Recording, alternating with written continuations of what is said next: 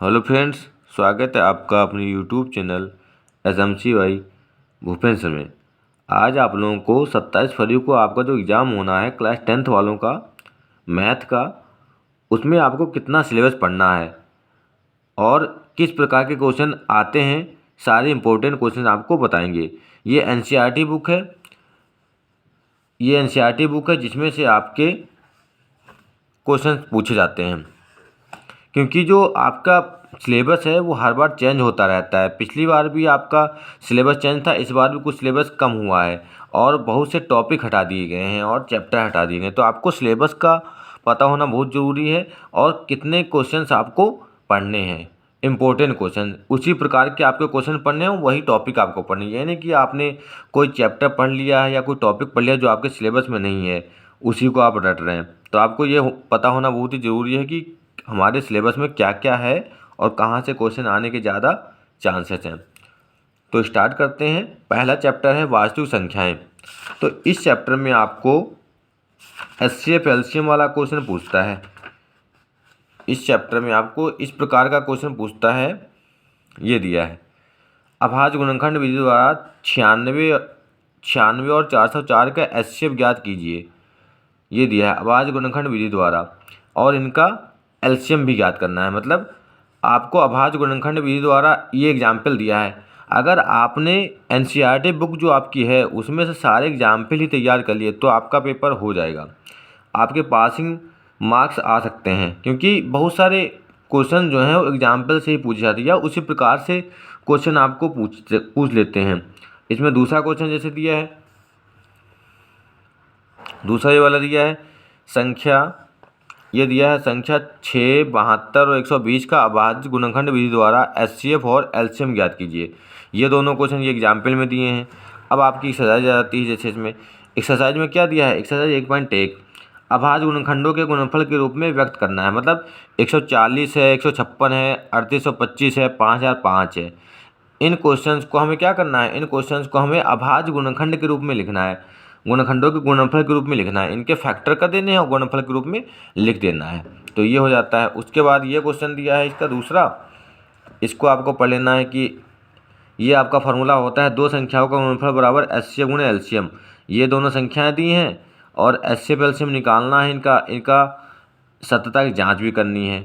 ये क्वेश्चन, ये और ये वाला आपको पहले अभ्यास में सिर्फ इतना पढ़ लेना, इसी प्रकार के क्वेश्चन अधिकतर पूछे जाते हैं। अगला है, फिर आपका आ जाता है सिद्ध कीजिए √2 एक अपरिमेय संख्या। बहुत ही मोस्ट इम्पोर्टेंट क्वेश्चन है ये। इस प्रकार का क्वेश्चन बहुत बार पूछा गया, हर बार एग्जाम में आपके आता है। √2 एक अपरिमेय संख्या है या √3 एक अपरिमेय संख्या है। ये सारे सेलेक्टेड क्वेश्चंस हैं, आपको ये सारे टिक कर लेने हैं, बस इन्हीं को पढ़ लेना है। टॉप 100 क्वेश्चंस लगभग हैं आपके ये, और इनमें से आपके पूरा पेपर मिलने के चांसेस हैं। पूरा पेपर इन्हीं में से आ जाएगा आपका। √3 एक अपरिमेय संख्या है, ये आपको रट लेना है।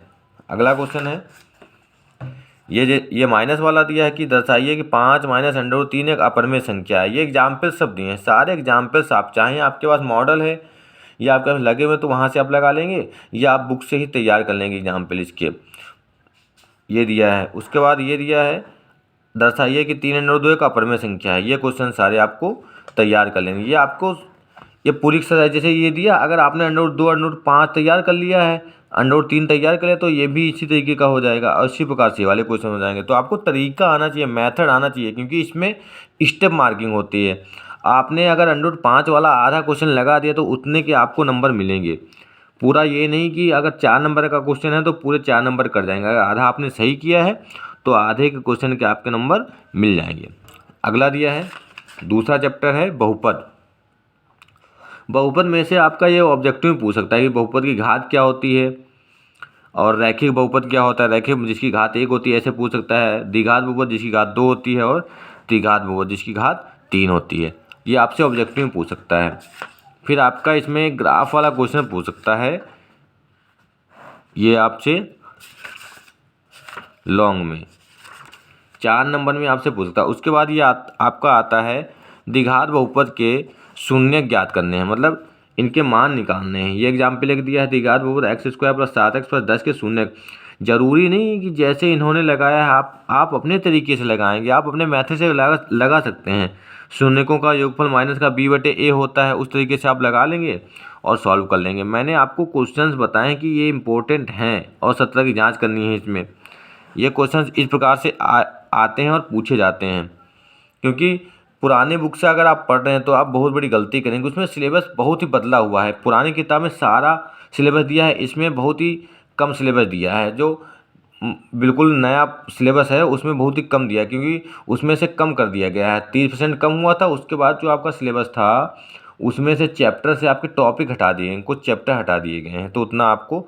और 30% जो कम हुआ था उससे आपके चैप्टर भी पढ़ने हैं। पहले चैप्टर्स को नहीं पढ़ना था, 5वां चैप्टर जैसे समानता श्रेणी था वो नहीं पढ़ना था, लेकिन वो पढ़ना है। अब क्या है, अब जो चैप्टर हैं उनमें से टॉपिक हटा दिए हैं, इतना फ़र्क है आपका। ये आपका हो जाएगा। आगे दिया है ये वाला एक क्वेश्चन है, एक द्विघात बहुपद ज्ञात कीजिए जिसका शून्यकों का योग और गुणनफल क्रमशः -3 और 2 है। -3 और 2 है। इस प्रकार का क्वेश्चन बहुत पूछा जाता है। फिर आगे है, ये आपकी एक्सरसाइज जाती है। अगर आपने एग्जाम्पल 1-2 लगा लिए तो शून्यकों का योगफल और गुणनफल निकाल के उनके संबंधों की सत्यता की जांच कर देनी है। और इसी प्रकार से ये दिया है, बहुपद ज्ञात करना है, शून्यकों का योग और गुणनफल दिया है। ये चैप्टर हो जाता है आपका दूसरा। फिर आ जाता है चैप्टर नंबर 3। चैप्टर नंबर 3 में क्या है, चैप्टर नंबर 3 में है दो चर वाले रैखिक समीकरण युग्म। दो चर वाले रैखिक समीकरण युग्म।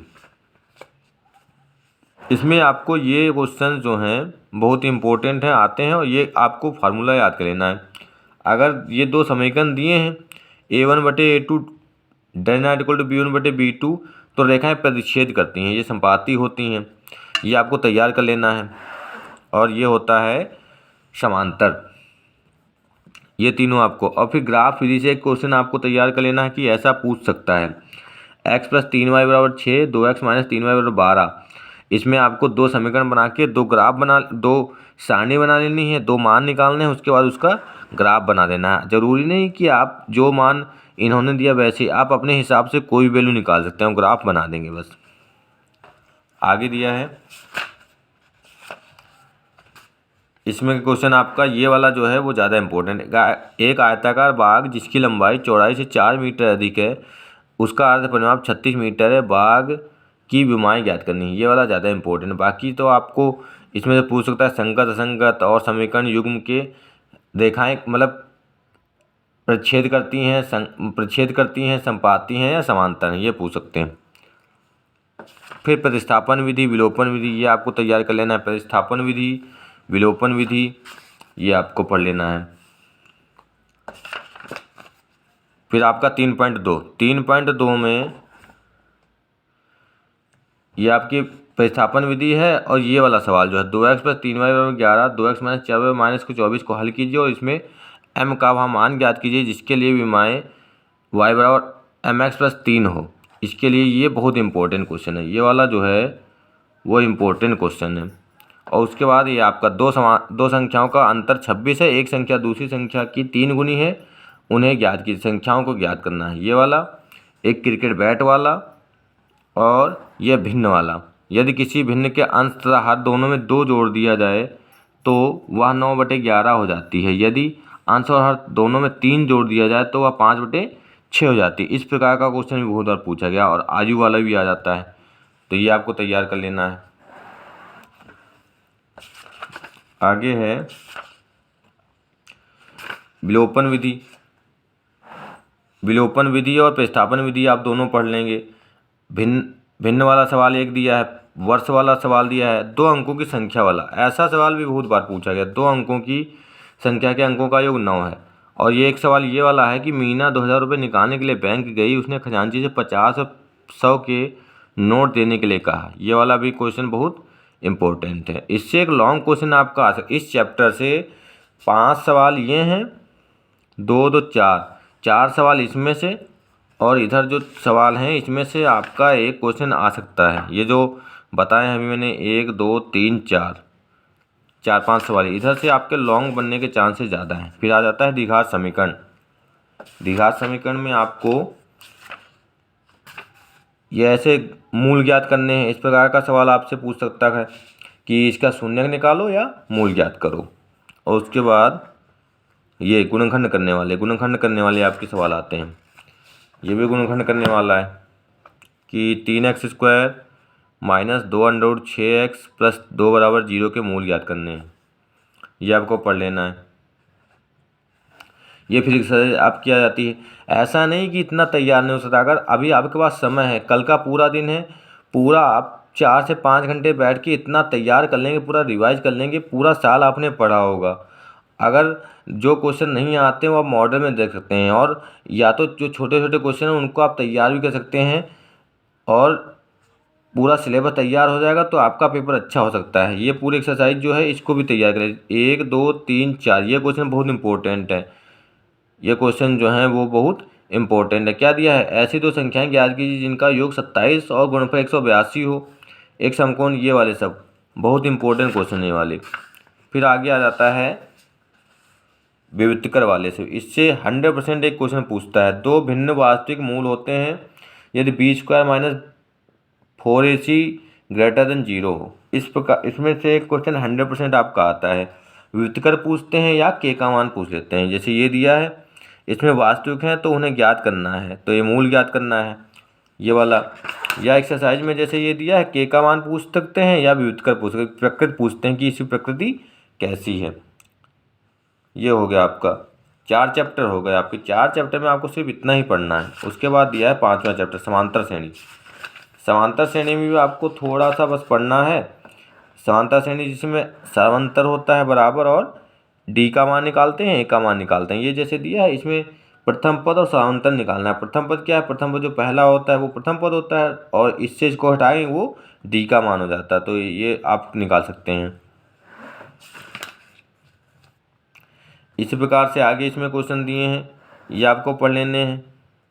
तरीका आपको सीखना है, बस मैथड सीखना है इसका, किस प्रकार से हम इसमें कर सकते हैं। पूरा कॉन्सेप्ट अगर क्लियर होगा तो क्वेश्चन आपको बदल के भी मिलेगा, तब भी आप उसको सॉल्व कर लेंगे। ये आपका हो जाएगा। आगे दिया है, ये आपके एग्जाम्पल हैं, बहुत इंपॉर्टेंट है एग्जाम्पल। एग्जाम्पल से बहुत सारे क्वेश्चन बनते हैं। AP 2 7 12 का 10वां पद ज्ञात कीजिए, ये दिया है, कितना छोटा सा सवाल है। इसी प्रकार से ये वाला क्वेश्चन भी आपको सॉल्व कर लेना है। उदाहरण नंबर 3, उदाहरण नंबर 4 ये आपको तैयार कर लेना है। और फिर उदाहरण नंबर 5, उदाहरण नंबर 6 और उदाहरण नंबर 7, 2 अंकों वाली कितनी संख्याएं 3 से विभाज्य हैं, ये आपको बताना है। 3 से विभाज्य होने वाली संख्याएं, तो आप इतनी गिनने में टाइम लगाएंगे तो आप डॉट डॉट कर लेंगे, संख्याएं निकाल लेंगे इससे। उसके बाद आपका है एक्सरसाइज में ये आ जाता है आपका चौथा, 7वां, 13 नंबर, ये 14 नंबर दिया है। फिर आपके योग वाले आते हैं। योग वाले में ये उदाहरण दिए हैं आपके 11 नंबर उदाहरण, 12 नंबर, 13 नंबर, और ये दिया है 14 नंबर। फिर एक्सरसाइज में आ जाते हैं। एक्सरसाइज में ये आपके क्वेश्चन पहला, दूसरा, तीसरा और ये चौथा, ये आपके क्वेश्चन पढ़ने हैं। इधर से आपके हैं 5वां, 7वां, 8वां, 12, 13, 14, ये आपके सब सॉल्व कर लेने हैं। फिर आते हैं छठे चैप्टर पे। त्रिभुज में क्या है? त्रिभुज से आपको बहुत ही सिलेक्टेड पढ़ना है, बस 2 4 5 क्वेश्चन आपको पढ़ने, उन्हीं में से आपका हर बार पूछता है। इसमें कौन सा है? पहला क्वेश्चन समरूप वाले से पूछता है कि इसमें से अधिकतर ये पूछता है कि समरूप कब होते हैं दो त्रिभुज, तो ये आपको बता देना है। और इसमें से इस प्रकार की प्रमेय आ सकती है, इस प्रकार का सिद्ध करने को आ जाता है कभी कभी, और आपको इस प्रकार का क्वेश्चन आपका हर बार मिलता है। ये दिया है, ये इस प्रकार का क्वेश्चन, इसमें से किसी एक साइड का मान निकालना। जैसे ये दिया है, ये दिया है, तो इसका मान निकालना होगा, तो इसके बटे में ये, इसके बटे में ये रख के निकालेंगे। या ऐसे दिया है ये वाला क्वेश्चन, इस प्रकार से आपका पूछता है। फिर आगे दिया है,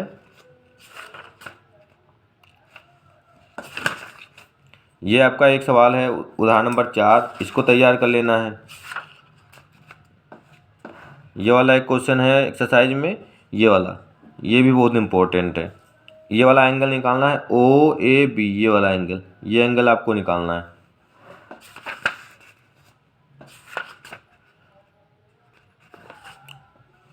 ये आपका पूछ लेता है इसमें। उसके बाद जो है आपका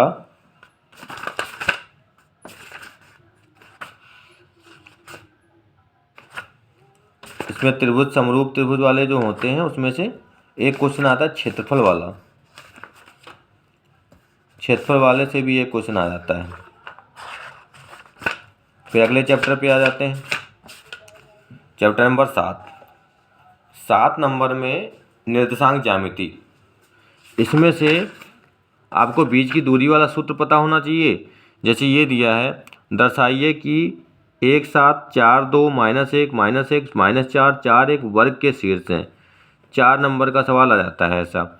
आपको इन दोनों की सबकी बीच की दूरी निकालनी, ए मान लेना है, बी मान लेना, सी और D, A B B C C D D A, सबके मान अगर बराबर आ गए तो वर्ग हो गया, सिद्ध हो गया। इस प्रकार से लगाना है। और बीच की दूरी का सूत्र होता क्या है? बीच की दूरी का सूत्र ये होता है, चाहे तो आप ये लगा सकते हैं, चाहे तो ये फार्मूला लगा सकते हैं। आगे दिया है ये वाला क्वेश्चन है, जैसे बहुत इंपॉर्टेंट है, समदूरस्थ वाला। एक्स वाई में संबंध बताना है, ये वाला पॉइंट जो है इसे समदूरस्थ है, तो आप ऐसे लगा सकते हैं। फिर ये दिया 7.1 में बीच की दूरी निकालने वाले सवाल। बीच की दूरी ऐसे निकालते हैं, फार्मूला आपको पता होना चाहिए। ये दिया है समद्विबाहु त्रिभुज का शीर्ष है जिसकी दो भुजाएं बराबर होती हैं। फिर आपके ये वाले क्वेश्चन, और ये भी पूछ सकता है कि कौन सा चतुर्भुज है, आयत है या वर्ग है, समांतर चतुर्भुज है या समचतुर्भुज है, इस प्रकार से। फिर आपका अनुपात वाला आ जाता है। अनुपात वाला आपका क्वेश्चन ये दिया है, छठा उदाहरण, छठा सातवां। उसके बाद 8 नंबर ये वाला, बिंदुओं 2 -2 b -7 4 को जोड़ने पर रेखाखंड समत्रिभाजित वाला एक क्वेश्चन आपका बहुत इंपॉर्टेंट है ये वाला। इससे भी पूछ सकता है कि समत्रिभाजित करने में मान कैसे निकालते हैं। उसके बाद आपका आ जाता है, और उदाहरण नंबर ये वाला बहुत इंपॉर्टेंट है, 10वां उदाहरण नंबर 10 भी बहुत इंपॉर्टेंट है। 7.2 का पहला दूसरा, 7.2 का पहला दूसरा, चौथा, पाँचवा, सातवां, ये बहुत इंपॉर्टेंट है आपकी। फिर आते हैं त्रिकोणमिति में। त्रिकोणमिति में आपको पढ़ना है, इससे आपके बहुत सारे क्वेश्चन आते हैं। जैसे पहला दिया है tan a = 4/3, तो a के सभी मान निकालने हैं। a के सभी मान का मतलब है जो tan a, cot a, sin a, cos a के होते हैं, सारे के सारे मान निकालने हैं इसके। फिर आगे दिया है, ये सत्यापित करना है आपको। tan a एक समकोण त्रिभुज में कोण b समकोण है, tan a = 1, तो सत्यापित करना है 2 sin a cos a = 1, ये वाला। ये इस प्रकार के क्वेश्चन भी बहुत इंपॉर्टेंट हैं। उसके बाद ये आपका दिया है, ये एक्सरसाइज दी है। एक्सरसाइज में आपको 8.1 में ये सब मान निकालने हैं। त्रिभुज में कोण बी समकोण है, ए बी का मान 24, बी सी का मान 7, तो निम्नलिखित का मान निकालना है, ये वाला। Sign A cos A, sign C cos सी, या इस प्रकार से क्वेश्चन आपके ये पूरी एक्सरसाइज के 10 तक क्वेश्चन आप तैयार कर लेंगे। इसमें एक बार पढ़ लेंगे बस। एक तरीके के जैसे सवाल हैं ये, सारे के सारे सवाल जो हैं वो एक जैसे हैं, आपको तरीका आना चाहिए बस। आगे इसमें दिया है कोण वाला, सारणी वाला। ये सारणी आपको पहली बात तो याद होनी चाहिए, इसको आप रफ में उसमें बना भी लेंगे। जब आप कॉपी में लिखेंगे बोर्ड एग्जाम में, तो लास्ट वाले पेज पे रफ जिस पे कार्य करेंगे उसमें आप बना लेंगे, जिससे आपका मान गलत ना हो। ये सारणी दी है, इसके सवाल आ जाते हैं। ये बहुत ही मोस्ट इम्पोर्टेंट है। इस प्रकार का क्वेश्चन भी बहुत बार पूछा जाता है। इसमें क्या इस प्रकार का सवाल आ जाता है। फिर आपके एग्जाम्पल दिए हैं, इससे 100% आपके एग्जाम्पल इसी प्रकार के पूछे जाते हैं। जैसे पहला दिया है, दूसरा, तीसरा, चौथा, और ये वाला सवाल। फिर आपका आ जाता है ये सिद्ध करने वाले। sec a 1 minus sin a sec a plus tan a। तो ये है आपका बराबर 1 निकालना है। तो ये आपका सिद्ध करना है। और उसके बाद ये एक्सरसाइज के सवाल हैं। इसमें भी ये दिए हैं ऑब्जेक्टिव क्वेश्चन। ये वाले कौन से दिए हैं? ऑब्जेक्टिव। ये ऑब्जेक्टिव आपको पढ़ लेने हैं। और ये पहला सिद्ध करने वाला, दूसरा, तीसरा,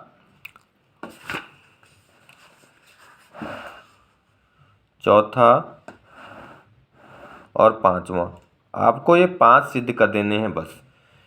इतने ही आपको सिद्ध करने हैं। इन्हीं में से आपका आ सकता है, जो सिद्ध करने के लिए आता है आपका।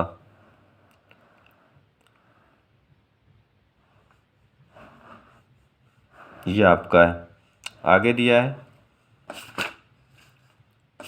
ऊंचाई दूरी। ऊंचाई दूरी में से आपके ये वाला क्वेश्चन आ सकता है। और एक्सरसाइज में पहला क्वेश्चन, सर्कस का एक कलाकार 20 मीटर लंबी डोरी पर चढ़कर इस प्रकार का, या आंधी वाला। ये वाला जो क्वेश्चन है ये बहुत इंपॉर्टेंट। आंधी आने से एक पेड़ टूट जाता है, टूटा हुआ भाग का निचला सिरा इस प्रकार मुड़ जाता है कि जमीन के शिखर को छूने लगता है। ये वाला क्वेश्चन बहुत इंपॉर्टेंट। फिर तीसरा, चौथा, पाँचवा,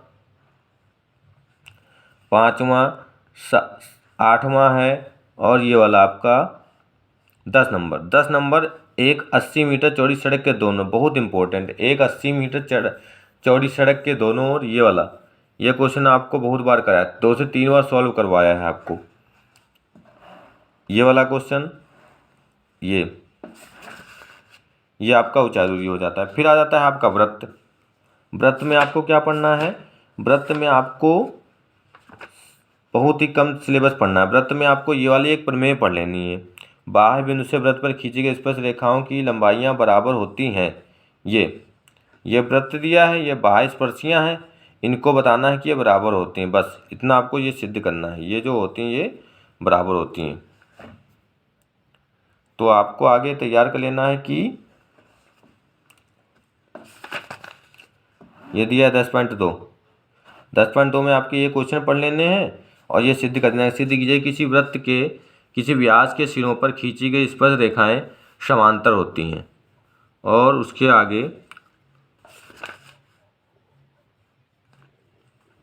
वृत्तों से संबंधित क्षेत्रफल 11 चैप्टर ये आपका दिया। ये आपका सूत्र याद कर लेना है। कोण थीटा वाले त्रिज्यखंड का क्षेत्रफल थीटा बटे 360 गुणे पाई आर स्क्वायर। और ये वाला चाप की लंबाई वाला। और ये वाला एक एग्जाम्पल पढ़ लेना है कि दीर्घ त्रिज्यखंड का क्षेत्रफल कितना होगा। ये क्वेश्चन दिया, पहला, दूसरा, तीसरा, चौथा, बहुत इंपॉर्टेंट है। पांचवा, इस प्रकार का क्वेश्चन आपका पूछा जा सकता है कि 6 सेंटीमीटर त्रिज्या वाले एक वृत्त के एक त्रिज्यखंड का क्षेत्रफल ज्ञात कीजिए जिसका कोण 60 अंश है।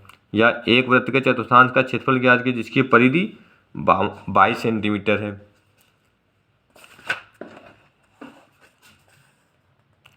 और ये दिया है एक छतरी में 8 ताने हैं जो बराबर दूरी पर लगे हुए हैं। ये वाला क्वेश्चन। और किसी कार के ये वाला भी आपको पढ़ लेना है। फिर आपका है ये बहुकल्पी। ऑब्जेक्टिव में आपका ये आ सकता है, इस प्रकार का क्वेश्चन ऑब्जेक्टिव में आ सकता है। फिर आ जाता है पृष्ठीय क्षेत्रफल।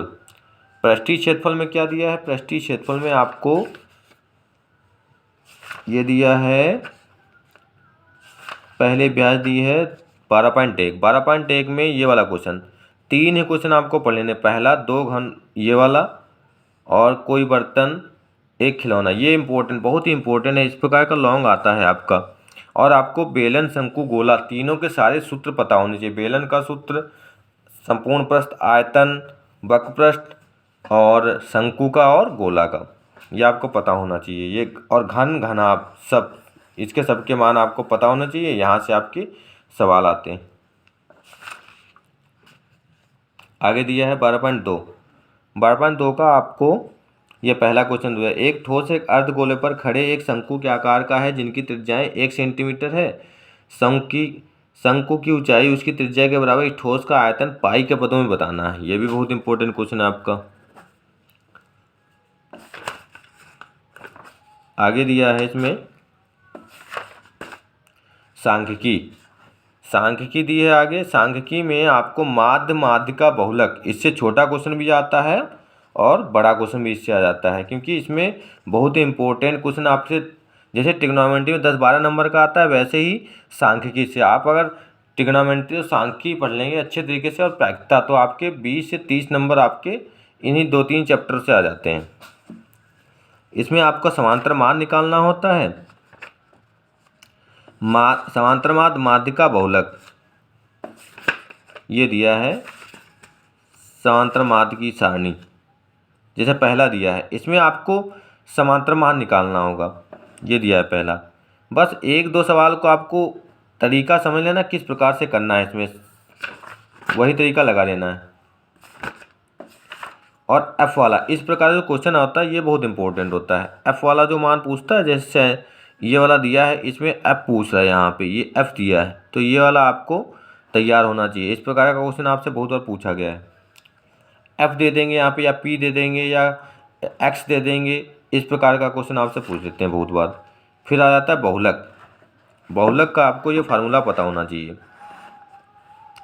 बहुलक बराबर क्या होता है? बहुलक बराबर होता है L plus F1 minus F0 बटे 2F1 minus F0 minus F2 गुणे में H, ये होता है। L क्या होता है यहाँ पे? बहुलक वर्ग की निम्न सीमा। H क्या होता है? वर्ग अंतराल की माप। F1 होता है बहुलक वर्ग की बारंबारता। F0 होता है बहुलक वर्ग से ठीक पहले वर्ग की बारंबारता।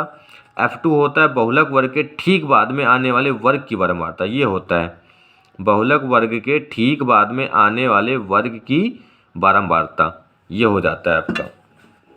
आगे इसमें है, ये इसका एग्जाम्पल दिया है, ये इसका एग्जाम्पल दिया है। तो इसमें आप जब निकालेंगे तो इसमें बहुलक वर्ग कौन सा हो जाएगा? इसका बहुलक वर्ग हो जाएगा जिसमें बारंबारता ज़्यादा बार आई है, 8, तो इसका बहुलक वर्ग ये हो जाएगा, ये। बस इसी से आपका क्वेश्चन लग जाएगा।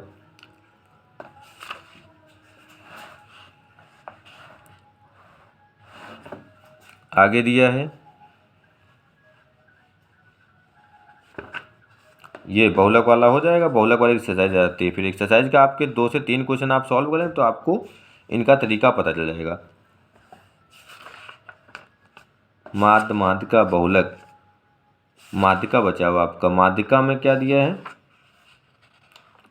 ये माध्यिका दिया है। माध्यिका में आपका है L plus N/2 minus CF बटे में F गुणे में H। L क्या होता है? माध्यम वर्ग की निम्न सीमा। N होता है प्रेक्षणों की संख्या।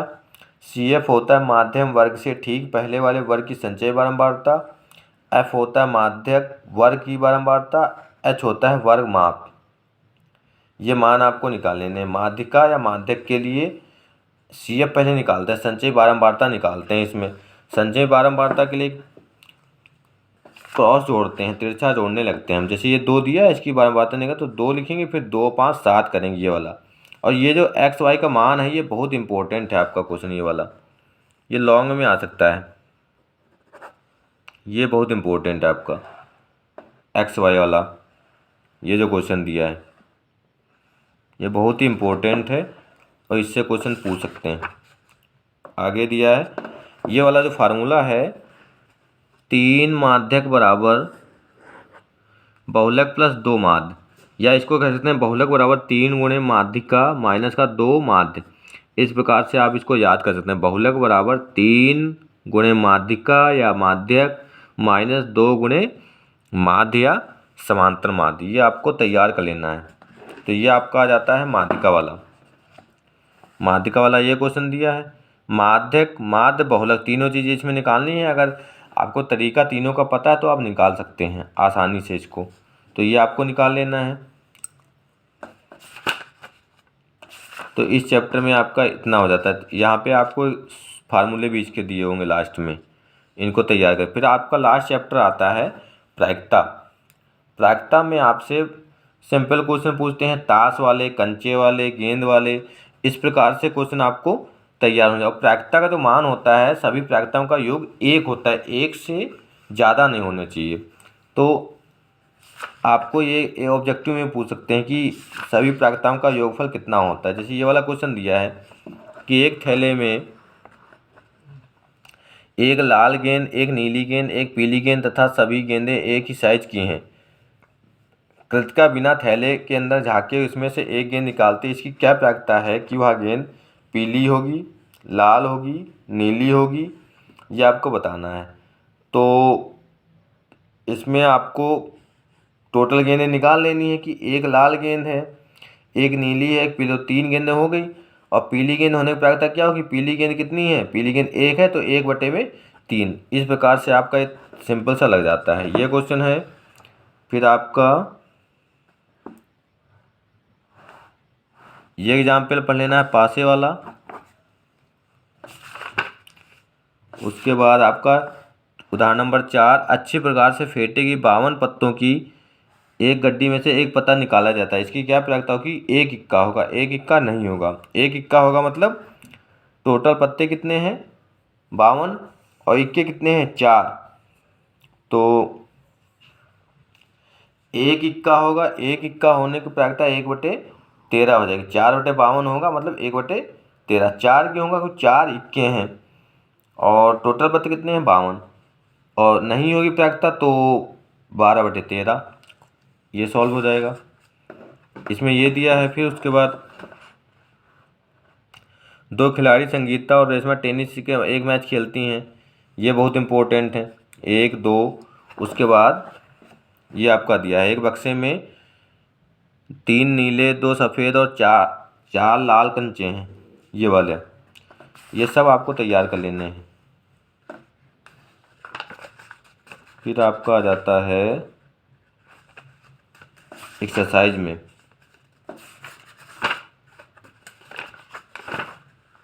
एक्सरसाइज में आपको पढ़ने हैं ये चौथे क्वेश्चन से।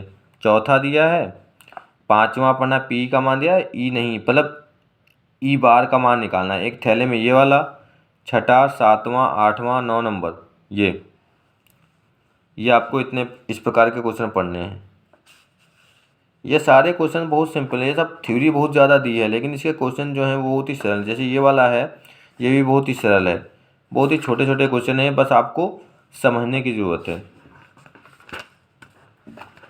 और ये इसमें जो दिए हैं कि एक पासे को एक बार फेंका जाता है, इसकी प्रायिकता ज्ञात करनी है कि एक अभाज्य संख्या होगी 52। ये लॉन्ग में इस प्रकार से क्वेश्चन पूछ सकता है कि सभी मान पूछ लेगा, 1 2 3 4 5 6, 6 इसके पार्ट पूछ रहे हैं, 5 या 6 पार्ट पूछें तो इसका मतलब ये लॉन्ग में क्वेश्चन आ जाता है कि 52 पत्तों की अच्छी प्रकार से फेंटी की गड्डी में से एक पत्ता निकाला जाता है। हमें प्रायिकता बताने की हो, लाल रंग का बादशाह होगा, एक फेस कार्ड होगा, लाल रंग का तस्वीर वाला पत्ता होगा या पान का गुलाम होगा, ये आपको पता होना चाहिए। इस प्रकार का क्वेश्चन ही पूछ सकता है।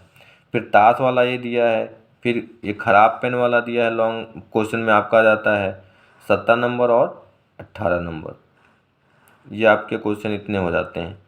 तो ये आपके पूरी बुक से इतने इम्पोर्टेंट क्वेश्चन थे, शॉर्ट और लॉन्ग क्वेश्चंस। इन्हीं में से आपके ऑब्जेक्टिव बन जाते हैं। अगर आपको फार्मूले याद है तो आपको ऑब्जेक्टिव भी हो जाएंगे और लॉन्ग और शॉर्ट क्वेश्चन भी हो जाएंगे। तो आपको इतना पूरा रिवाइज कर लेना है और एनसीईआरटी जो है उसी के हिसाब चलना है। पुरानी किताब अगर आपके पास है तो उसमें ज़्यादा सिलेबस दिया होगा, तो एक दिन में आप इतना सिलेबस नहीं पढ़ लेंगे। तो आपको सिलेक्टेड पढ़ना है और अच्छे क्वेश्चन पढ़े, सारे कॉन्सेप्ट क्लियर कर लेने। सारे कॉन्सेप्ट क्लियर करके जाएंगे तभी आपके क्वेश्चन वहाँ पे लगेंगे और आप क्वेश्चन किसी को छोड़ के नहीं आएंगे। अगर आपका लॉन्ग क्वेश्चन आपको आधा आता है तो उसको सॉल्व करने की कोशिश करेंगे और सही सॉल्व करेंगे।